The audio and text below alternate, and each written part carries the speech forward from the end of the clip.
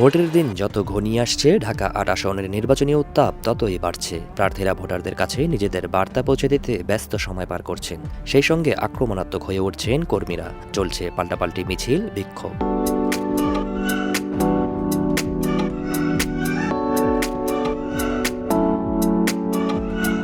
ঢাকা ৮-এর অলিগলি এখন রাজনীতির আলোচনায় মুখর। চায়ের দোকান থেকে শুরু করে সবখানেই ভোট নিয়ে কথা। সকাল থেকে রাত পর্যন্ত চলছে প্রচারণা। প্রার্থীরা পথসভা ও গণসংযোগের মাধ্যমে নিজেদের প্রতিশ্রুতি তুলে ধরছেন ভোটারদের সামনে। কর্মী সমর্থকদের উপস্থিতিতে নির্বাচনী উত্তাপ এখন চোখে পড়ার মতো। নির্বাচনী আমেজের মধ্যেই লাঞ্ছনার শিকার হতে দেখা যায় নাসিরউদ্দিন পাটোয়ারিকে। তাকে ডিম মারার ঘটনাও ঘটেছে। এ ধরনের ঘটনার জন্য তিনি প্রতিপক্ষকে দায়ী করেন। মেরেছে এবং বিএনপি হামলা করেছিল, আমার উপরে ডিম ছুঁড়েছে, অ্যাটাক করেছে। আমরা আশা করব যে আমরা এমন বাংলাদেশ চাই না, আমরা সুষ্ঠু ভোটের মাধ্যমে যেতে চাই। এ বিষয়ে নিজের অবস্থান তুলে ধরেন মির্জা আব্বাস। ওরা যেটা চাচ্ছে ওটা আমি করতে যেতে পারি না। ওরা চায় একটা ঝগড়া করতে।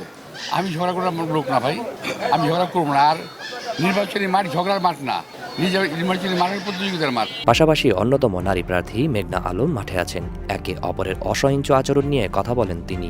এই যে একজন আরেকজনের গায়ে কাদা ছুঁড়ে মারা, ডিম ছুঁড়ে মারা, এগুলো করে তো আসলে আমরা বুঝিয়ে দিচ্ছি যে এই কাজটা করছে যে সে আসলে পার্লামেন্টে বসে জনগণের সেবা করার জন্য উপযুক্ত না।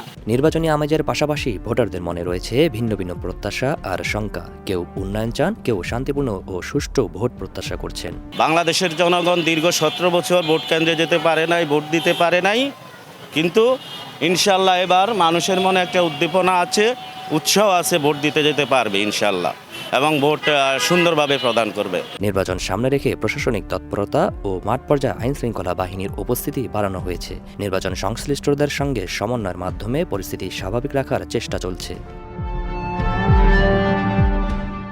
ভোট গ্রহণের 48 ঘণ্টা আগ পর্যন্ত চলবে নির্বাচনী প্রচারণা। গণতান্ত্রিক প্রক্রিয়ার একটি গুরুত্বপূর্ণ পরীক্ষা হতে যাচ্ছে এবারের সংসদ নির্বাচন। জহির রায়হান, দেশ রূপান্তর।